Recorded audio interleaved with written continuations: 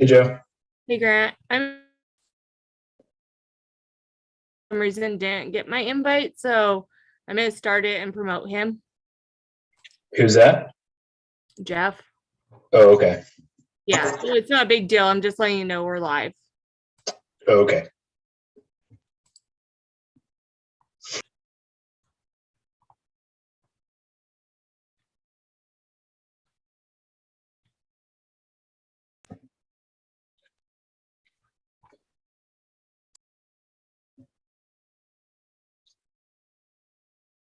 Joe, does Jeff know does he know to sign in and everything or how to log on? Yeah. Okay.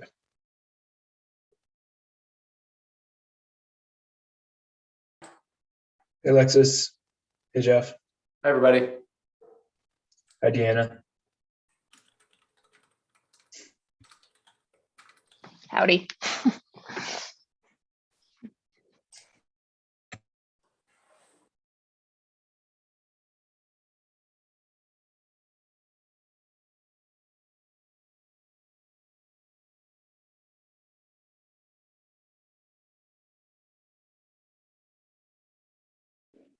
I have like 12 screens. I've got the agenda, I've got my script to read, I have my Robert's Rule of Order cheat sheet.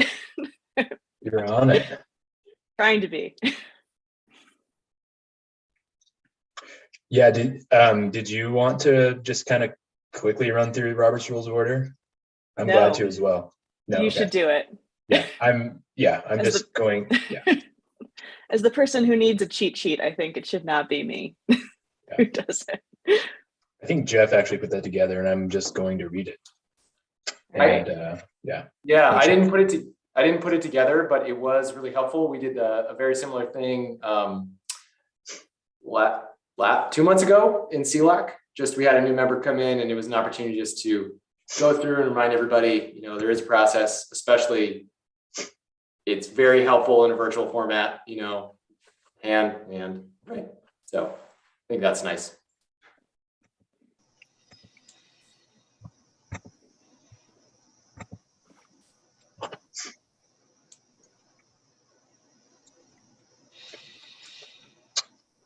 Hello, Rob and Anne. Hi, how's everybody doing? Good. I thought I'd be late, but I wasn't. Right on time. Perfectly on time. Yeah, I had to go to St. Louis Monday through Wednesday for work, so I just got back last night. There's a bunch of Just rainbows letting behind you guys know you're all live right now on YouTube. That's Thank fine. you, Joe. We're not even getting paid for our viewership. Smash that subscribe button, community. Follow along with all the OSAC adventures and adventures. That was good. Wow. I know Charles and Eric are not going to be able to join us. Oh, did Eric's you- not going to. Ed isn't either. Oh, and Ed. And who else did you say? You said Eric wasn't going to? Yeah, he emailed me just a few minutes ago. He's in Butte. Sounds like.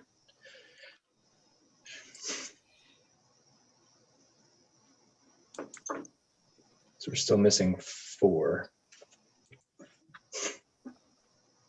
Give it a couple more minutes.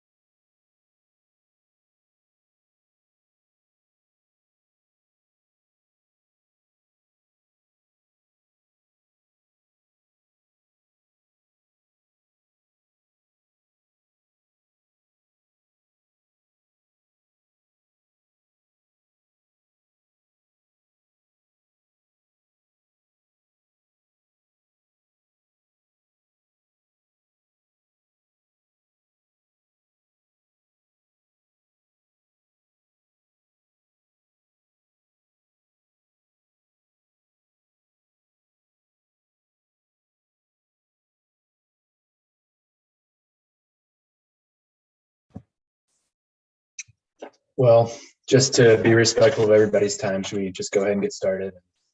Hope some others join us. Sure. Yeah, let's call this meeting to order. Joe, can you do the roll call? Yes, I will. I'm trying to promote. I think Julie's in the attendees and I'm promoting, but it's not allowing. So, okay. Charles is absent. Deanna Boblitz, Here. Rob Erickson, Here. Julie Gardner,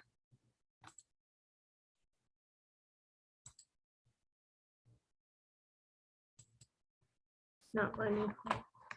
I'm gonna say absent right now until she promotes to panelist. Danny Gunlatch, Ed Monig, absent. Vanessa Sivers, absent. Kit Fisher, Here. and Iverson. Here. Okay. Does not look like we have a quorum, but we'll move forward. Okay. So if we don't have a quorum, do we hold the meeting minutes till next time? Yes. Okay. Great. Sorry, I've got too many screens open where I've got all of our stuff. So I've lost the agenda. Sorry. There. Okay. So public or guest comments. I can read the script, but I don't think anyone is in here. So thank you for joining our meeting being held via Zoom webinar. When I call for public comment, please use the raise lower hand feature to let me know you wish to be recognized. Our host will allow you to talk and you'll need to unmute your mic. If you have joined us by phone today, you can raise and lower your hand by pressing *9 and mute and unmute using *6. If you are participating by phone, I'll call on you by reading the last 4 digits of your phone number. If you are participating by computer, I'll call the name that was listed when you entered our webinar. So if you are out there, please join us now.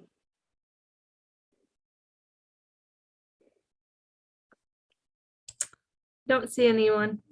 Don't see anyone. Okay. Are there any announcements? I have a quick one. So if you guys recall, we were going through the process of selecting a design consultant for the master planning process at Marshall Mountain. And we have selected a design group. That's the SE group, they're called. And they have a number of subgroups with them, some of which are local. They have a tremendous amount of experience and an experience specifically related to designing old no longer operational ski hills. So there was some real applicable experience in there at the top of the game. We took that, so we're requesting the expenditure approval from City Council, and we took it to the Parks and Conservation Subcommittee of Council last week, and it was tabled, and honestly, we just didn't have enough time. It was kind of a packed agenda. Morgan and I took it back to PNC, Parks and Conservation, yesterday, and it was approved 11-1, and that's for $130,000. And so it's a fairly steep request, but it, in our opinion, in Parks' opinion, it sets us up really well for making sure that we take a really hard look and a deliberate look at designing this mountain. We're going to put some blobs on a map. We're not going to get to the level of engineering plans or anything like that, but we're going to take our sort of high level community vision that came out of the stakeholder group meetings and our public outreach to date, and distill that into a more finite sort of design and plan with the help of this consultant. And again, that's also to ensure that we make sure everybody in our community's voice is heard, and that we use our limited resources as efficiently as possible with an eye towards making this the best project it can be. That expenditure will be on the council floor on this coming Monday, I believe. It'll be on consent agenda, and which means there shouldn't be, there likely won't be a whole lot more discussion, but I believe that one of the Parks and Conservation Committee members can open it back up for discussion. So I don't know how that's going to go, but I anticipate it going smoothly and being approved. If there are questions, I'm going to divert them because it's not an agenda item, but feel free to reach out if you do want more information, and we can get that. I can keep you guys apprised of how that process is going, and we'll certainly have many more Marshall check-ins for you guys in the coming months. If I can just add to that, I think it's important that we acknowledge, or that we let you know where the $130,000 is coming from. So this funding source is from the part of the Conservation and Stewardship Mill Levy that was passed in 2018. And we specifically identified a capital outlay fund for, it was titled Emergency Restoration and Acquisition. And so the idea there is that there's an available pot of money that's sitting for any number of events where it could be utilized, for this purpose. Again, in this case, the goal is to have the private fundraising actually reimburse that fund, or it could be used, the same fund could be used for, let's say, restoring a large area after a wildfire or natural disturbance, for example. So it's this capital outlay fund that's sitting there that was passed by citizens, and it's been accruing over the last several years. And so therefore we need council approval to make any expenditures out of that. Yeah, and just to drill down, thanks, Jeff. I kind of glossed over that. To drill down a little bit further, so it's not coming from the Conservation and Stewardship Mill Levy itself. Every year we hold over 10% of the allotted Conservation and Stewardship Mill Levy in this, what Jeff labeled the Conservation or Emergency Restoration and Acquisition Fund. And it's, to be clear, it's emergency restoration and acquisition, not emergency acquisition and emergency restoration. And we had some questions around that. So it's meant for emergency restoration and what I would call opportunistic acquisition, which Marshall squarely falls within that category. And so it will come from that reserve, which is at the end of fiscal year 2022 will be about $500,000. And the idea is that our Friends of Marshall Mountain fundraising group and private fundraising campaign will reimburse the city for those funds. So if all goes as planned, and of course, pending council approval, those funds will actually be reimbursed at some point in the future as part of the bigger, broader Marshall Mountain Park project. Thanks, Jeff. Great. Thank you both. Are there any other announcements from the committee? Okay. I think then we can move on to the first item, Robert's Rules of Order, to be led by Grant. Are you guys seeing that cheat sheet, we'll call it? Or it's labeled? Yes. So I'm not going to run through this, but this was provided to you guys as it was attached to the agenda for this meeting. It's a really good sort of one-stop shop for kind of all of the different operations and functions of a committee like Open Space Advisory Committee. And again, there's, you can see how it's sort of set up. There's different actions kind of on the left, or functions, and then it kind of walks you through the process, the appropriate process according to Robert's Rules of Order. And it kind of, further explains it in more detail down below. It's a really short document. Just, take a look at your leisure. And then we have another document also attached, and I'm going to attempt to switch to that document. Hopefully you guys see it. Sometimes that doesn't work. Are you guys seeing that Word document? Yes. Yes. Okay. So this is, and I think Jeff delivered this to Conservation Lands Advisory Committee a couple of months ago as well.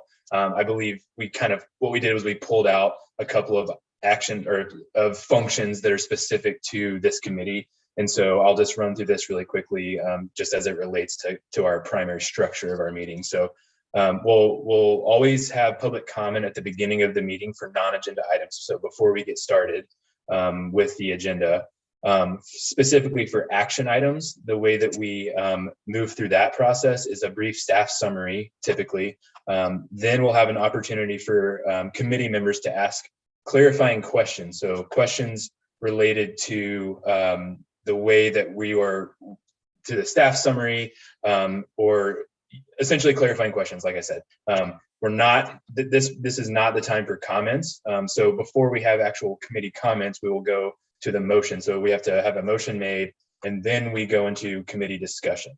And that discussion is, of course, on the motion. So if there are clarifying questions related to the staff summary or the motion itself, those can happen before. And then once the motion is made, then we dive into the actual committee level discussion about the motion. Then, of course, is another public comment specific to that action item, and then a vote. And obviously, there are circumstances that sometimes, we have to amend motions and things like that. But this is sort of, the standard procedure. Specific to discussion items, and this is more of a staff-led agenda item typically. So staff presentation takes up a greater portion of the time.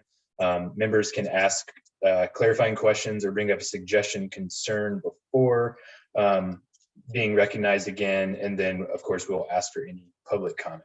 And then as a reminder, it's not appropriate for us to discuss any items in detail that were not on the agenda. Any questions? And again, this was provided to you guys. If you have questions about this, please feel free to reach out. This is just a standard operating procedure. So if we need to provide more information, we certainly can. It's just a nice reminder as we move forward.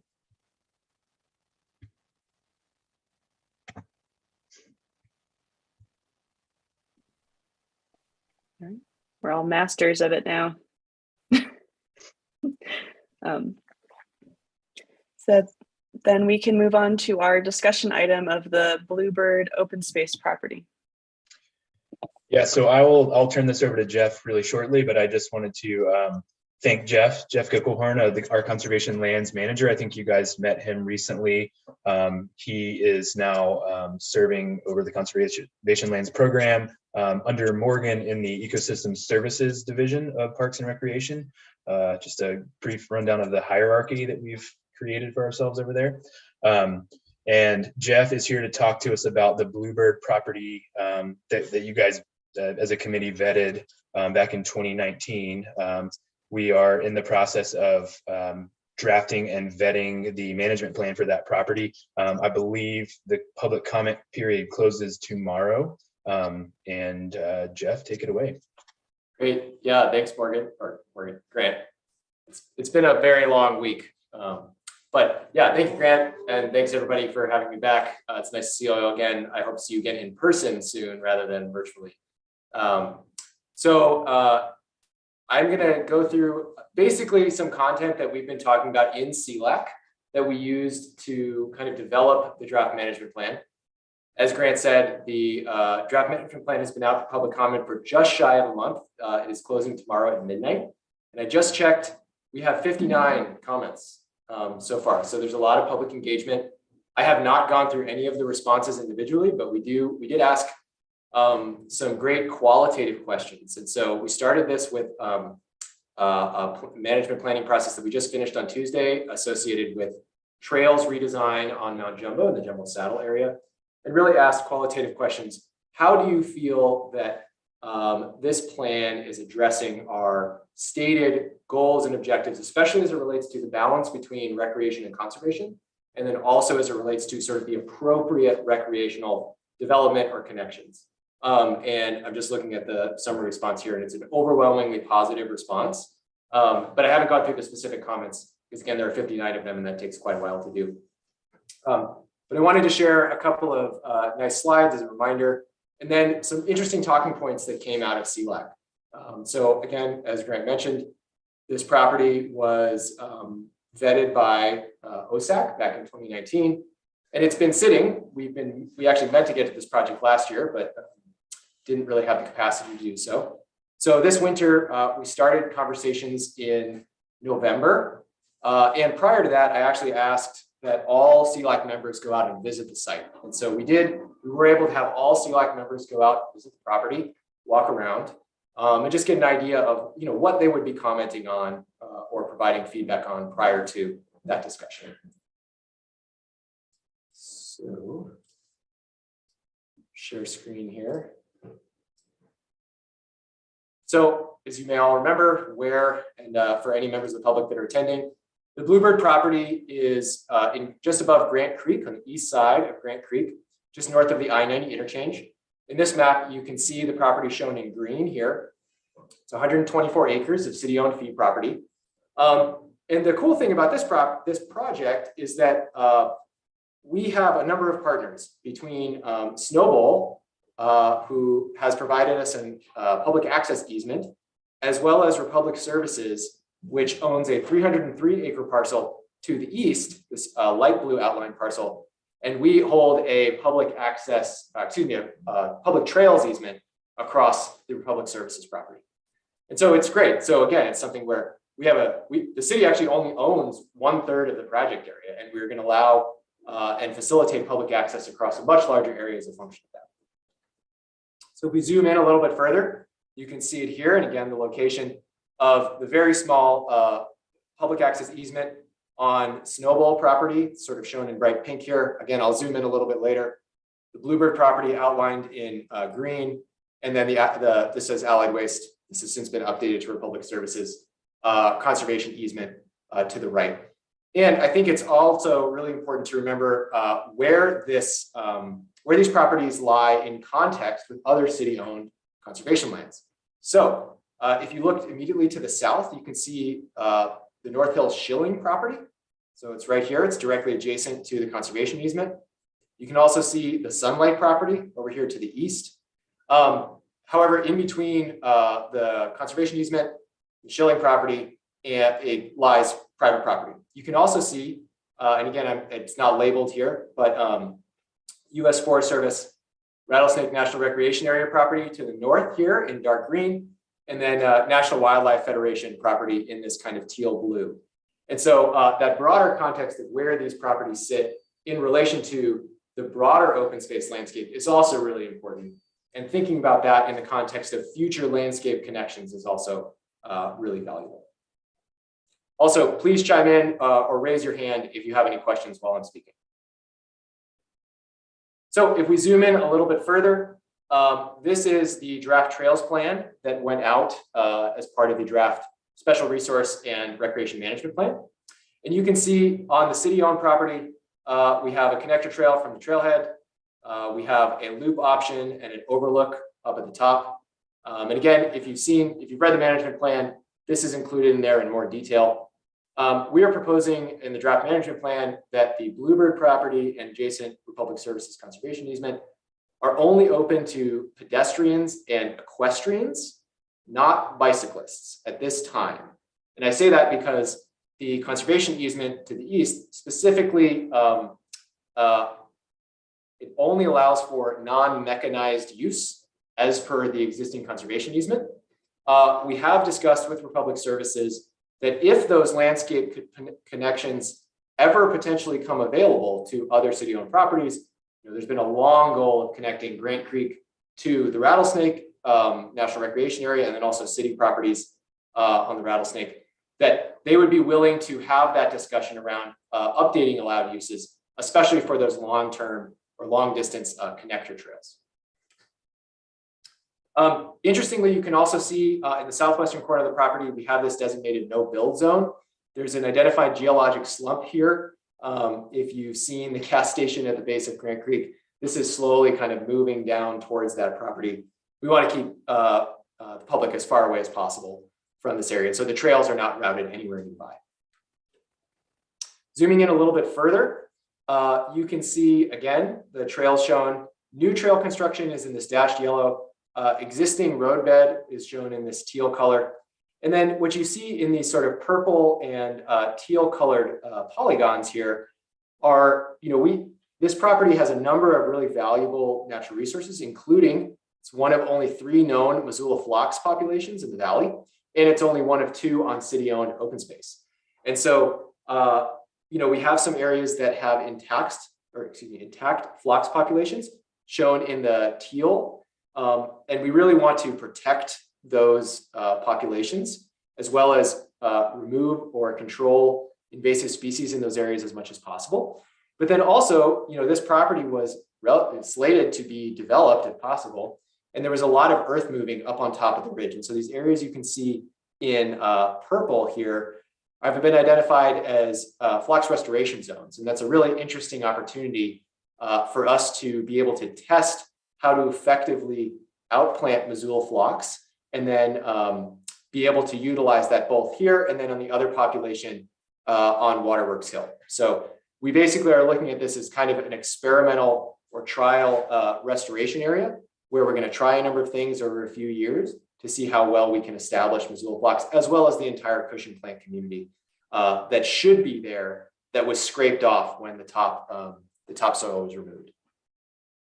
You can also see a full sign package. So we have trailhead infrastructure. There will be parking for 10 to 12 parking spaces in the public access easement. There's a really interesting opportunity here. If anybody's driven up that way, you'll see an old yellow excavator perched on the hillside. That was actually the excavator utilized to scrape the top of the hillside, to scrape the top of the ridge. And so we're looking at that as a great interpretation opportunity to kind of explain the history of the property and how it came into conservation and public ownership.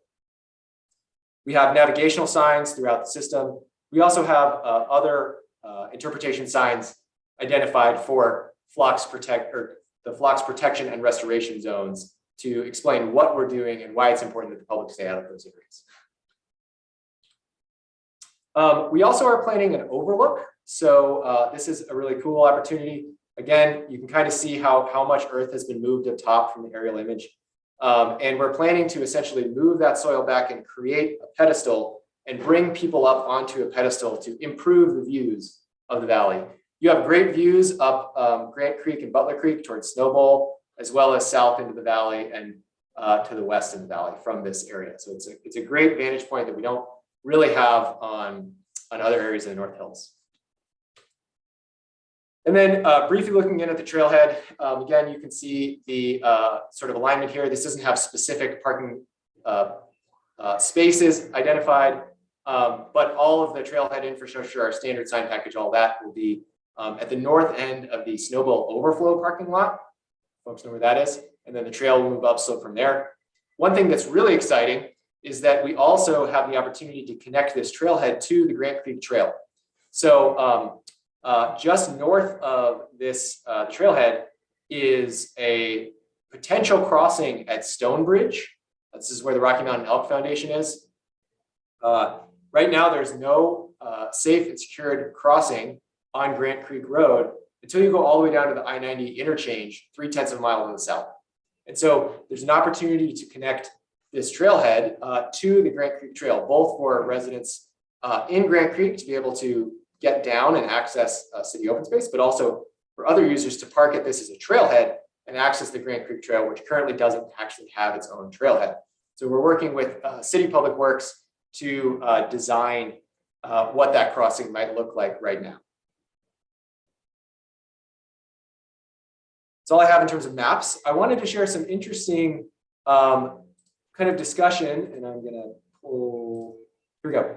When we started this conversation with CLAC, there were a number of sort of guiding principles and assumptions that we brought into the conversation. So factors that were given that we couldn't change.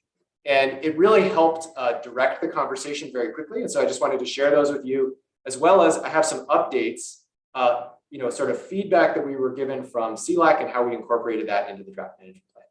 So I'm going to skip some of these. Some of these I've already discussed.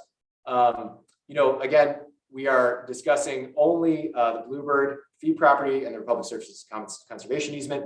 There are other city properties in the North Hills that are directly adjacent that we currently don't have legal public access to, and so therefore we're not addressing those. We need to make sure that all of our trailhead infrastructure is constructed prior to opening the trail on the property of the public, as per our public access easement across the Snowball property. The Public Services Conservation Easement only allows for the construction and maintenance of recreational user trails. It actually doesn't allow us to do natural resource management on the property. They do a very good job of that, and so we don't need to. They have confirmed that a loop trail is acceptable. We're still working on the final alignment of that at this point. And so we hope to finalize that very soon.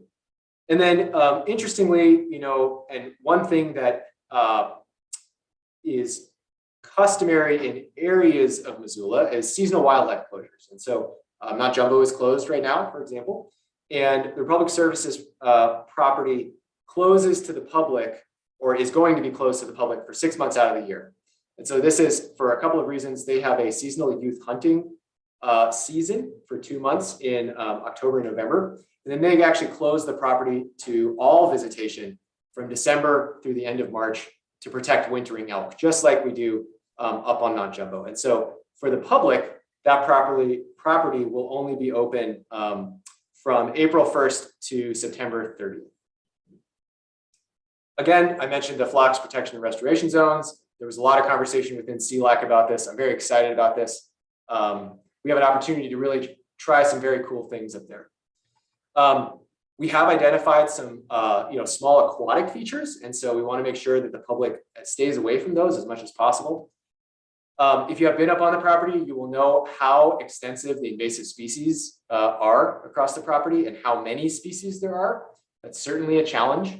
But again, remember that this is a special resource and recreation management plan. And one of those special resources here, because it is so prevalent, are not invasive species. And so we actually put together an integrated vegetation management plan that identifies specific strategies and goals that we can utilize when addressing those issues on the property. We're also going to start treating those species this spring prior to trail construction later in the season. As I mentioned, portions of the property have been heavily altered, and so we're going to focus on restoration of those areas. We're still working internally to develop a site restoration plan. We're keeping folks away from the active soil slump area, and we're trying to keep folks out of, there's one area of intact rough fescue and blue bunch wheatgrass that we're trying to keep the public out of. So it was interesting when we started this conversation with CLAC. I was able to present these guiding principles and assumptions, and it really helped narrow the conversation because we didn't need to talk about kind of, again, factors that we couldn't change. It allowed us to really focus on, how we can, provide a quality recreational experience as well as manage those resources as best as possible. Does anybody have any questions? I have a quick one. The seasonal closure, that's just for the Republic easement, not the main Bluebird Trail? That's correct. So yeah, we are very cognizant of the fact that we have a significant amount of year-round use on trails in Missoula. If anybody's been up on the North Hills or Sunlight recently, it is slammed every day. And so we want to make sure that there's a reasonable level of access, right? We also have a decent amount of elk monitoring data to show that the elk actually don't use the Bluebird property as much. They primarily stay on the Republic Services property. And so we would have less of an impact by just keeping the smaller property to the west open. And then Republic Services, essentially they have the say, we don't have the say, but they close their property every year to any access. So. And actually, I didn't mention kind of the amount of potential trail mileage. And again, we're still finalizing. I'm pulling up a separate map here that has mileage on it. But we're looking at, yeah, let me zoom in here.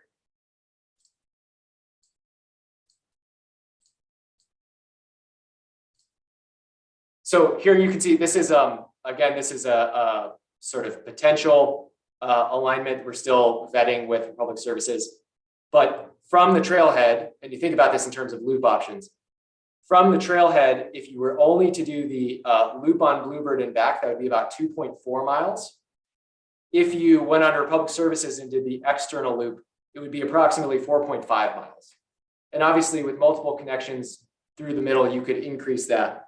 You could do multiple loops multiple times if you so chose to look for a longer opportunity.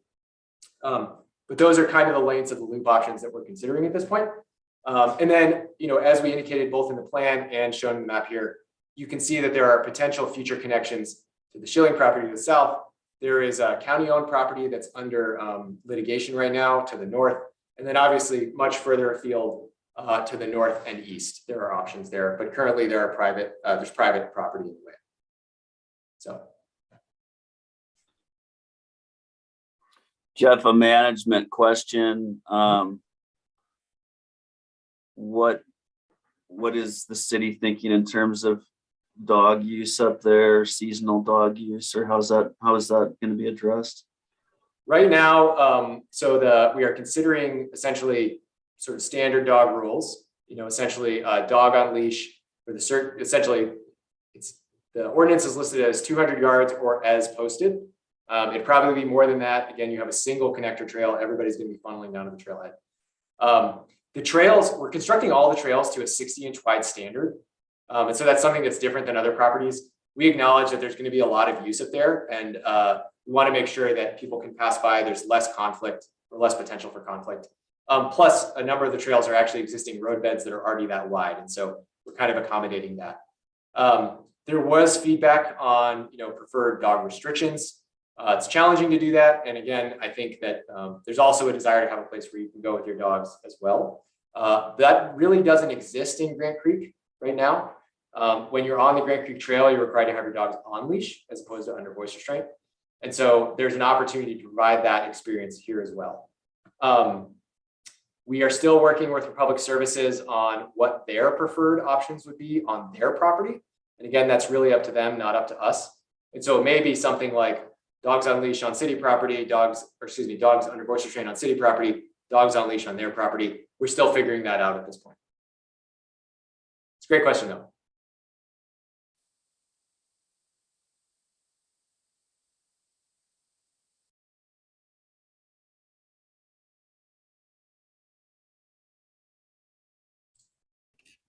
I'll just mention one thing.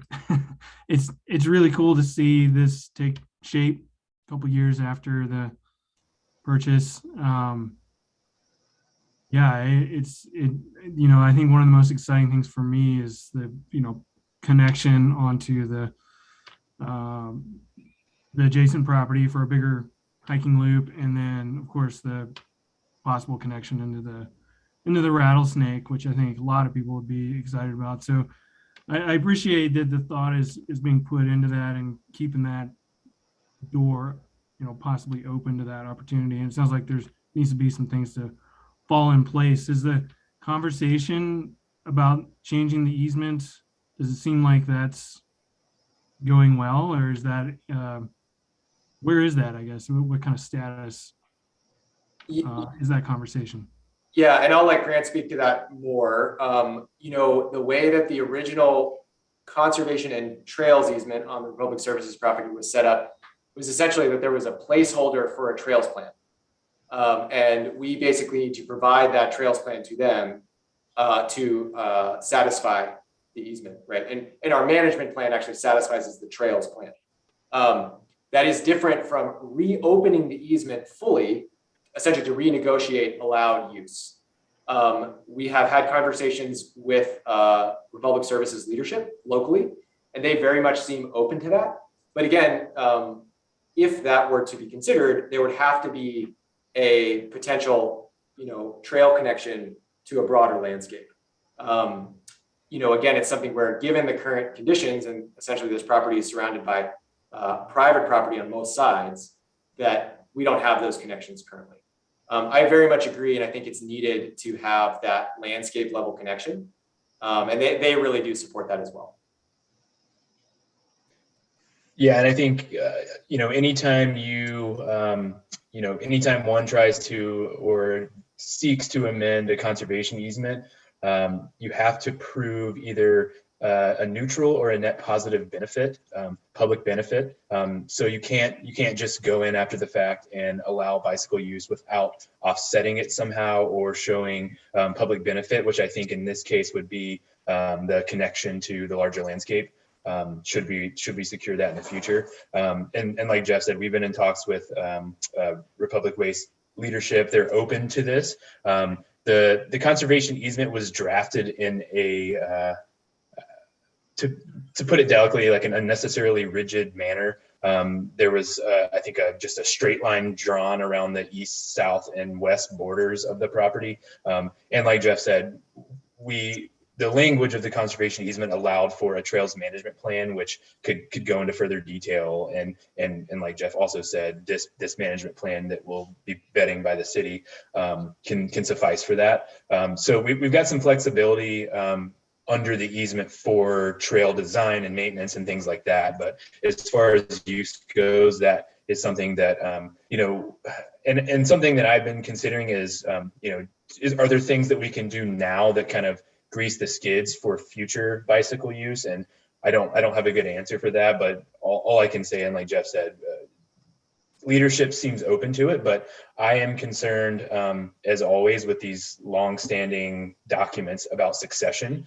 We don't know who will be in a leadership role in the future. So if we can get some kind of intent memorialized, with the help of Five Valleys, because Five Valleys holds the easement, then we're going to try to do that. That sounds great. Yeah, I appreciate both of your efforts on that front, because I think that's an exciting opportunity. I'm glad it's recognized. Agreed. Yeah, and this is one of the first times we've actually included those potential landscape connections in the plan to say, look, we're working towards these things. We don't have them secured now, but we are working towards them, and they are a priority for us. Sort of similar to South Hill Spur. I mean, it was a bit of a different scenario in that there was an identified project coming down the pipeline. But, I can say we've been in talks with National Wildlife Federation and KIT, and also the county as far as I believe it's the Glen Eagle subdivision. And so we've been looking at maps and trying to find ways to connect this property to the Rattlesnake. And then obviously in the future, we'd love to be able to connect Grant Creek over to Butler Creek and Grant Creek over to the east side of North Hills. So, that's stuff that our internal teams have been prioritizing and talking about for years now. And we're finally starting to see some movement, but as you guys know, it's an elephant and you got to take bites and take bites when you can. So that's what we're trying to do. Yeah, it seems like a really great solution to the congestion that goes on at the Rattlesnake, and maybe spreading out those access points, Totally agree. Agreed. And I think it also, it would serve a currently underserved neighborhood, right, as it relates to open space access. I'm really excited for the plans that are coming down the line with the potential restoration, I guess it's planned, but restoration of the Grant Creek corridor, and then also the extension of the Grant Creek Trail, right? And so you could imagine that somebody that lives south of the interstate would be able to hop on the Grant Creek Trail and bike right up to here. Again, right now there's no bicycle access, but you'd be able to lock your bike at the trailhead, go for a hike or a run. There's a lot of opportunities with kind of where this property sits in particular, and the future major connector or commuter trails that are planned with development on the west side of the valley.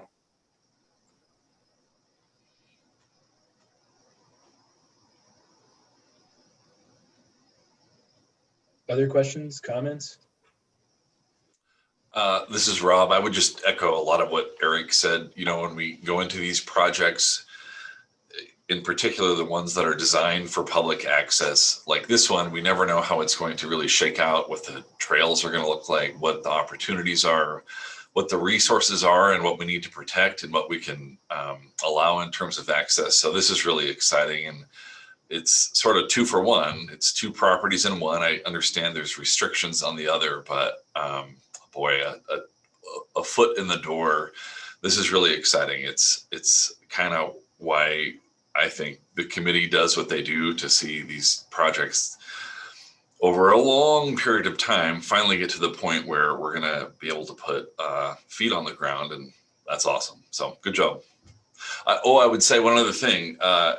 Everyone should go to the Missoulian website and look at Jeff's video. It's terrific. It explains the project fantastic, shows the landscapes. Public should be really excited about this. And I think that thank you, Rob. I really appreciate that. And you know, I'm going to certainly credit Morgan for all the work that he did prior to this. And then, you know, again, like I mentioned, we were intending to get to this last year. We're a little short on staff. That's okay. Yeah, you know, and it's kind of funny on that comment of media outreach. We really want everybody in the valley to comment and you know, to know about the project, know that this open space access is becoming available, and to provide comment, right? So actually, that media story in particular, and actually several other media stories associated with this plan, we have comments from every neighborhood in the valley, and that's actually quite unusual. You know, for example, the Mount Jumbo Saddle Trails plan that we just finished, 67% of respondents were from the upper Rattlesnake, and the next highest neighborhood was the lower Rattlesnake at 8%. So that was very localized, and you know, residents in the Rattlesnake are extremely engaged, which is great. But I think we want to make sure that this word is getting out broadly, and so you know, in the future, we did not actually solicit that media interest, but when it comes, it's yes, I'm very happy to make the time to make sure that the public is aware of these planning processes that are going on and how they can get engaged. And speaking of, I think I gave this announcement at our last meeting, but if you guys haven't had a chance to comment on the plan and would like to, you can find that and the ability to do that at Engage Missoula website. And again, for those folks that came on late, the plan is, sorry, public comment period is only open through midnight tomorrow night. We will have these all public comments synthesized and responded to by our next month's CLAC meeting. So, which will be the, I believe, April 4th. And then we hope to bring it to Park Board either that month or in May, hopefully for adoption. And Jeff, can you speak just quickly to anticipated timeline for breaking ground? Yeah, thanks. Yeah, so we are hoping, well, we're actually doing work right now, but the work right now is really site restoration.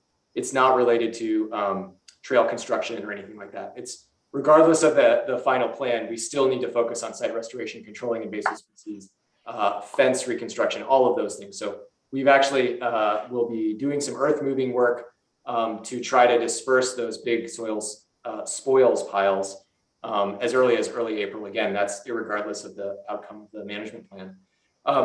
We're going to break ground late summer. The hope is to open the Bluebird property to the public in October. So again, remember that the Republic Services property is closed from October 1st to April or March 30th. It opens April 1st. The goal would be to open the Republic Services property to the public next spring. I'm not sure if it'd be quite on April 1st, but in early spring 2023. So that would be the hope that, again, by next summer, we have, 425 acres new open space. That's great.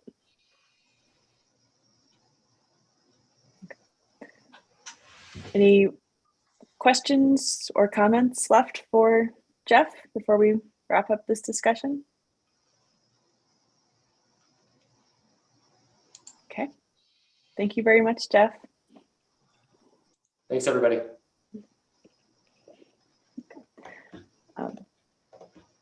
We don't have anything else on our agenda. I don't know, have we reached a quorum for the minutes? Can't remember how many people are on this committee. Yes, we have, if we want to go over them. Okay, then we will bring the minutes back up. Has everyone had a chance to review the minutes?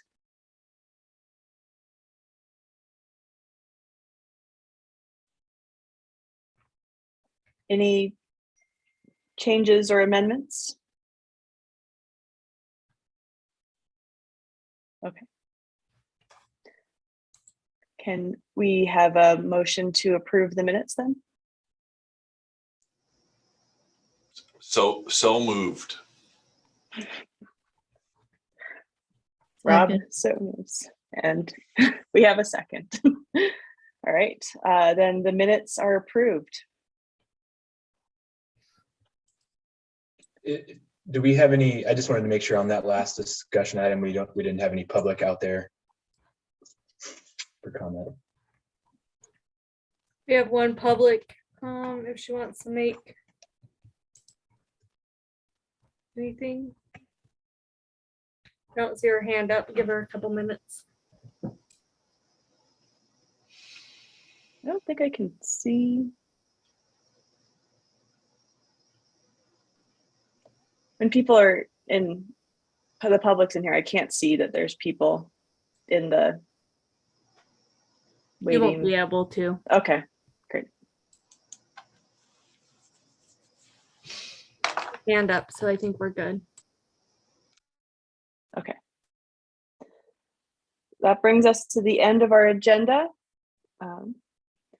And I move that we adjourn.